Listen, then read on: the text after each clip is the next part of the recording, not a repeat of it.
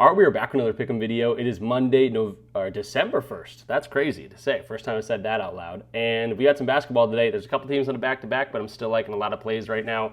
We are on a nice little run. We're up over 8 units on the season. So yeah, I'm pumped up for today's video. If you do like this thing, go ahead and leave it a like. Comment something down below. Subscribe if you are new. All those good things help YouTube push this video out a little bit more. And let's hop into the recap so we can start talking about the plays for today. So hopping into last video's picks, we ended up going 3-1. This was also Saturday. Did not make a video on Sunday. Usually if I take a day off, it's going to be on a Sunday because I'm focused on football. But yeah, we had some great reads in there, and we had one pretty horrible read. Actually, probably the worst read of the entire year, but 3 good reads kind of overshadowed that. Let's talk about Emmanuel quickly over his points and assists. He dominated that thing, scored well, assisted very well, had a double-double in that game. So I was very happy with that one, especially considering the hit rate didn't look amazing. We kind of dug a little deeper, saw without RJ Barrett. He got a really good opportunity there. Then we had James Harden under his threes. He didn't shoot many. That was the whole point of this play. Only shoots 6, ends up with 2. Great read, was happy with that one too. Bobby Portis over his 8.5 points. He had this by halftime, 11 points at halftime. 3 great reads to start us off. And then Neemias Queta, 9.5 points under. He had the best game of his entire career. Had 19 points, 18 rebounds in that game, and went absolutely off against Rudy Gobert. And if this was any other day, I'd be pretty pissed about it, but 3-1, not too bad at all. We'll take the plus 1.58 units or 1.59 units, and we are up 8.68 units on the season, tracking every single play that I'm giving out here on YouTube. And if you want access to all my plays, you can see the link in the description down below for my Discord community. That's where you get access to all of my plays, and I'm doing 50% off for your first month right now. That's literally $10 a month. Practically giving this thing away, especially considering we just went up 118.4 units in November. You'll definitely want to check us out. And it's a fun community aspect too, so link in the description down below. So jumping into Props Madness like we always do to start talking about some of our plays, you're going to see how powerful this tool is all throughout the video. I'm going to let it speak for itself, to be totally honest. But if you're like, damn, this thing's sick, there's a link in the description down below for 25% off your first month. And we are going to start with Ryan Kalkbrenner here, going up against the Brooklyn Nets in a textbook matchup to score some points.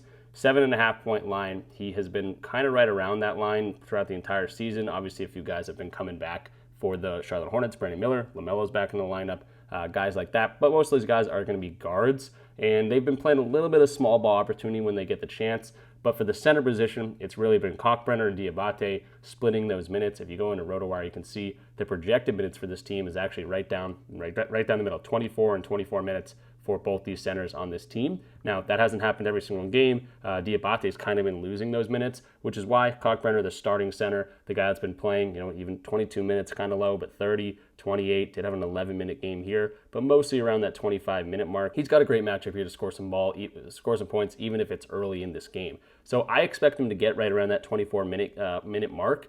And it's a defensive-offensive trade-off with Kalkbrenner and Diabate. I would say that Diabate probably the better offensive player, Kalkbrenner the better defensive player. And when you take a look at the Brooklyn Nets, they're not a great offensive team or defensive team, but their defense is literally ranked 29th in terms of defensive rating. So I don't think they're going to be out there saying, hey, we need the offense of Diabate to take advantage of this down-low position. I think Kalkbrenner will do just fine. They literally rank 27th in terms of defense in the restricted area, 29th in terms of defensive rating in general. So I think they'll lean on the defensive upside of Kalkbrenner rather than flow with the offensive power of Diabate. And again, Kalkbrenner can put the ball in the basket when he needs to. It's just not the main source here. So it's going to be a great scoring option for a lot of different players, but Kalkbrenner at 7.5 for minus 105 definitely catches my eye. He's been going over this line anyway, and now he just has a very, very easy matchup. 91% of his points in that restricted area, very weak there. 98% of his points within 10 feet. They rank 27th in terms of defending that. Now, the one thing is they do defend the putback situation a decent amount. They rank number 1, not a decent amount. They're somehow really good at that, even though they're so bad in the restricted area. But I did take a look at the restricted or the putback defense that Kalkbrenner's seen so far this year, and even in the top 5 defenses against putbacks, and he's over in all 4 games, including a game against the Brooklyn Nets, and he's also seeing 26 to 28 minutes in those instances. 2 of these teams are really good at defending the paint, which are these 2 teams, and then probably his best scoring game of the entire year was against the Milwaukee Bucks, who don't allow a lot of putbacks, but they do allow a decent amount of points in the paint. So that's kind of a recipe for a decent amount of minutes for this guy, and also just a good scoring output for him. And we're not asking for a lot. 7.5, very low line here, and minus 105 payout. Too good for me to pass up. So Kalkbrenner, first play of the day. to score some points. Moving to the second play here, going to go to some role players to start this video off, but 17.5 points and rebounds for Peyton Watson, minus 109 on DraftKings right now, and he's been crushing this line ever since Aaron Gordon went out. He's entered the starting lineup. He's been getting a ton of time on the court with Jokic and Jamal Murray. You pretty much just throw a lot of large 3-and-D kind of forwards around who can play defense, can shoot the three, and can play that dunker spot, and that's what Peyton Watson has filled in perfectly without Aaron Gordon in the lineup. So we see games without Aaron Gordon this year, he's crushed this line. 5 of 6 games, averaging 26 points and rebounds. And I'll start off with the points because I do like the rebounding opportunity here. Might even sprinkle something on his double-double. But he's got a great matchup to score interiorly. And if Anthony Davis coming back, you can see the defensive rating for this team is ranked 5th overall. But they allow a whole bunch of points in the paint, 22nd ranked there. 54% of Peyton Watson's points come right at the rim from passes, from dimes, from a guy like Nikola Jokic and even Jamal Murray. If Anthony Davis is locking down the paint a little bit more, maybe their defense shifts a little bit, and we've seen this in the past few days as Anthony Davis has been kind of coming back into the lineup. They allow a whole lot more three-point opportunities in these instances. So if Anthony Davis is going to be locking down the paint, that in turn is going to be, a little bit more opportunities, especially in the corners where Peyton Watson likes to live. Maybe he knocks down some threes. And he had some big three-point games in some of these. He's had like 5 threes in this game, has gone off in this starting role. And Nikola Jokic is going to find you whenever you're open, whether that's him in that dunker spot running the baseline to get to the rim or cutting, whatever it might be, or if they're leaving the corners wide open, where a couple of his shots come from each and every game. So Peyton Watson has shown that he can be a perfect role player for this Nuggets team, especially in the spots that there's no Aaron Gordon, there's no Christian Brown. He's filling this role perfectly, and he's been crushing this line. Now let's talk about the rebounding opportunity, because this team does give up a whole lot of rebounds. Seems to be without Anthony Davis. With Anthony Davis, doesn't matter. 28th ranked here. He's had some massive rebounding games, especially in this Pelicans game, where he had the huge scoring output too. So he's got a great matchup in terms of scoring. He's got a great matchup in terms of rebounding. I'm just going to put them together, and hopefully he continues to crush this line. Again, averaging 26.3 points and rebounds in games without Aaron Gordon this season. And he's got that dunker spot option. He's got the cutting option. He can definitely chill on the three-point line and knock down some open threes. And I love his rebounding opportunity. So Peyton Watson been showing me really, really good stuff. Even in the game he missed, he had 16, and he's got a good matchup today. Even though it doesn't look like in terms of the way he scores the ball, you just kind of think about where he's going to be on the court and who he's playing with. The best passer probably in the entire league, and I like this spot. Minus 109, 17.5 points and rebounds on the over. Jumping to our third play here, I'm going to go with Jalen Suggs, and I'm going to go to his points, rebounds, and assists, his PRA here. I was kind of between his points and rebounds and his points, rebounds, and assists, but he has been diming up the ball pretty well, even in tougher matchups. And this is not one of those tougher matchups. So he's got a great matchup today to do kind of everything. And the main thing here is he's getting the minutes back on the court. He's, coming back from injury, was not playing a ton of time.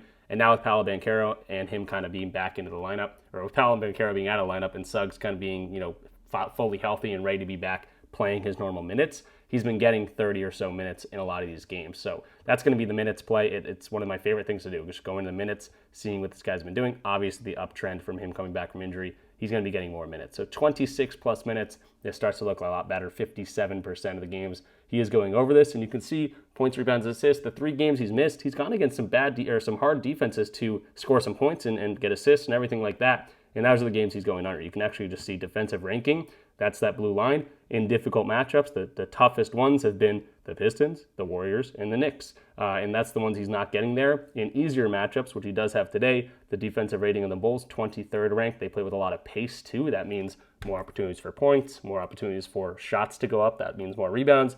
And anytime there's more points and high point total, that's going to be more points and potential for more assists, which is kind of why I'm attacking the whole thing here. So it's not one of those difficult matchups. He's been getting a lot of time on the court. There's no Paolo Banchero. If you want to take Paolo Banchero out of things, it actually jumps to a 60% hit rate. So I like what he's going to be able to do today. In terms of his scoring, 31% of his points come right at the rim. That's where they're super duper weak. 30th ranked there. Within 10 feet is 41% of his shots. They rank 30th there, so his majority of shots are coming from a spot that they are the weakest in the league at. But in turn, spot-up shooting, 22nd ranked there. Transition, free throws, all of these are going to be middle of the road with a higher upside for a guy like Suggs to score some points. So we're going to see some inflated, Franz Wagner lines, Desmond Bane lines. I think sometimes in these instances, it's better to attack kind of that third option, especially considering when you take a look at all the games. He's coming off a game where he just shot 4 of 17, 24%. And a game where he shot 2 of 7, 29%. So he's had 2 bad games in a row in terms of scoring efficiency. Sometimes when I see 2 bad games in a row, 3 bad games in a row, I like to attack the guys to go over because eventually they're going to come back and start shooting more of their normal percentage. So he's got a good opportunity to do that today against the Bulls. 239.5 is the point total. Hopefully this isn't some huge blowout, but if it is, in terms of the odds, it would be the Magic side of things. So hopefully he can do some damage early, and hopefully we don't have to deal with a blowout. And this one can stay close. He can get 30 plus minutes and hopefully go right over this line for us. So 26.5, minus 114 on FanDuel. I think this is minus 114 pretty much everywhere.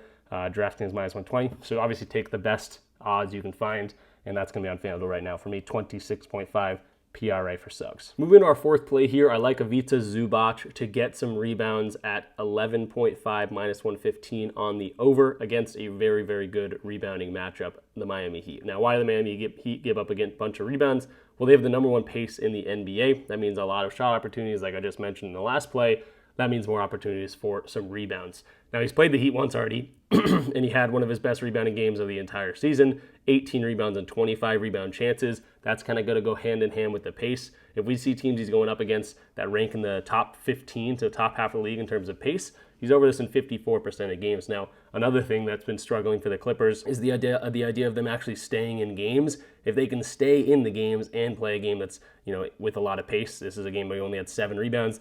They lost the thing by 19 points. This is another one. They lost by 21 points. He had 7 rebounds in that one. So if they can stay in this game, it's a 6-point spread. It's going to be a good recipe for him to get some points. The team's going to be playing with pace. If he can get the projected minutes, which he is projected right now for 37 minutes, even though it's a back-to-back situation, the Clippers have too much invested to keep losing games. They've literally lost the last 13 of 15 games. He's projected for a ton of minutes. He does play a decent amount of minutes in back-to-back situations. It does not seem to deter him. So if he's going to get, play a team that's in the top 15 with pace, this team's literally ranked number 1, and then he's going to get 30 plus minutes. This turns to a 65% hit rate, and the rebound chances have been crazy in some of these games. 33, 27, 27. We're just asking for 12 boards, and liking my opportunities here. So he's already had a big game against this team. You just go to the chart here, and you can see great matchup for some rebounds. 29th overall. Positionally, they rank 27th there. 30th in offensive. Defensive, 26th. They just play with that high pace. You can see centers going over their